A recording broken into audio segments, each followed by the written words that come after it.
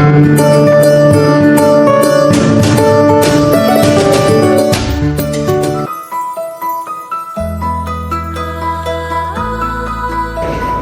Current bill.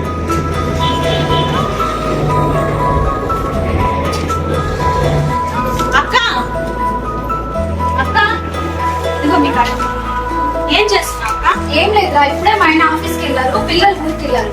అవునా, ఈరోజు మే 13 అక్క, ఓటు వేయడానికి వెళ్దాంరా. లేదు లేరా, నువ్వు వెళ్ళొచ్చేసి నేను ఇల్లు తీసేసుకోవాలి. చూడక్క, అసలు ఓటు అంటే ఏంటో తెలుసా నీకు? 1935 వరకు ఆడవారికి అసలు ఓటు హక్కే లేదక్క. అలాంటి పరిస్థితుల్లో మగవారికి సమానంగా ఆడవారికి ఓటు హక్కు కల్పించడం జరిగింది. భారతదేశంలో పుట్టిన ప్రతి ఒక్కరికి సమాన హక్కు కల్పించబడింది, అదే ఓటు హక్కు. అలాంటి ఓటు హక్కు నిర్లక్ష్యం చేస్తే ఎలా అక్క?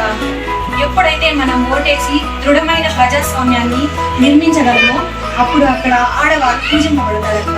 అవును వాణి, నువ్వు చెప్పింది నిజమే. రోజు మనం ఇంటిని శుభ్రం చేస్తుంటాం. ఈ రోజు మన ఓటుతో దేశాన్ని శుభ్రం చేద్దాం. మే 13న ఓటేద్దాం, ప్రజాస్వామ్యాన్ని గెలిపిద్దాం.